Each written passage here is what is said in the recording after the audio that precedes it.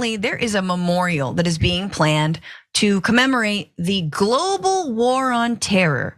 And it was actually entered into this agreement to create a memorial on the global war on terror by Donald Trump back in 2017. There was a bill that created an exception to Commemorative Works of the Commemorative Works of Art, Commemorative Works Act of 1986. Apparently, you're not allowed to do a memorial unless 10 years has passed since the end of a war.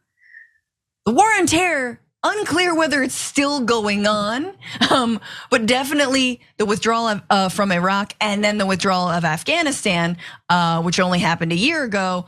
Those are much more recent. So definitely didn't happen in 2017, but here we go. We're doing a memorial to arguably the biggest blunder in recent American history, recent because, Vietnam and such. A 20+ year war, 2+ countries, massive drone strikes, millions of civilians dead, to say nothing of American servicemen who lost their lives for fill in the blank, still unclear. But it's interesting about this, Rayyvana, because there's no actual plan. They don't know what they're gonna do to honor the war on terror, or is it the fallen of the war on terror? It's not 9/11. What is it? But apparently, actually, George W. Bush is the honorary chair of this foundation. That's how bad politics in this country have gotten, is that Bush is now just overseeing a memorial to his greatness, i.e. the worst thing he's ever done.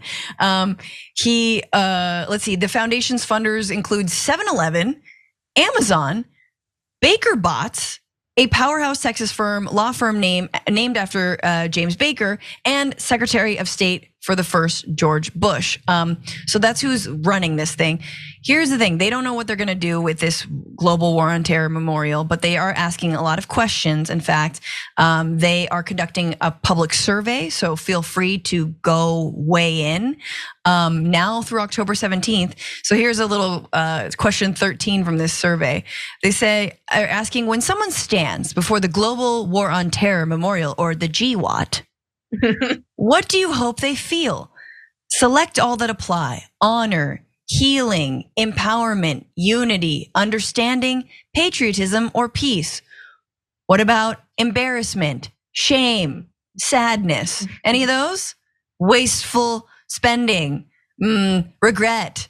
No? Okay, because I don't. Anyway, question 14, what message should the GWAT Memorial convey? The answers include: the world owes the global war on terror service members a debt of gratitude for their service and sacrifice, except for the part when invading and then creating sectarian warfare led to the creation of ISIS. But other than that, really great job. Deeper understanding of the conflict in general, a sense of healing, unity, patriotism, markers of timelines and significant milestones in the global war on terror, geographical indicators, personal experiences of servicemen, insights from military leadership. Look, I don't mean to make complete light of this and the people who did serve and were sent away.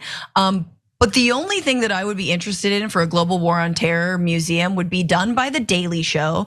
And it would have sort of hilarious reminders about how songs were banned from the radio if they included words like falling, like Tom Petty's Free Falling was not allowed to play after 9/11. It's just like, dude, no one's even drawing that conclusion except for your like Patriot Act weirdo ass. But Rayyvana, what do you make of this? I was waiting for you to read that one of the sponsors was the Kingdom of Saudi Arabia for the global war on terror, because I mean, who benefits most from it? Might as well be. And I think there has been successful like operations to clear out terror cells, but most of them we relied on our allies that abandoned them. The Kurds very successfully eradicated ISIS from northern Syria, and then we said F you and abandoned them to get genocided by Turkey. I mean, the idea that we care about stopping terrorism when we helped create so many of these terrorist organizations in the first place, And obviously the feeling that they want people to feel when they go to the Global War on Terror memorial is a rabid Islamophobia, the same feeling that they promoted at the time of 9/11. Great point. Yes, that palpable Islamophobia. I mean, I would go to something like this again if it accurately represented all of the heinous atrocities that the Americans did commit. If we honored the people who were tortured at Abu Ghraib and other black sites. If it was a lesson for children to go to and learn that this was not a way to conduct any war, let alone a war that was effectively for oil and treasure and cost 4.5 million lives.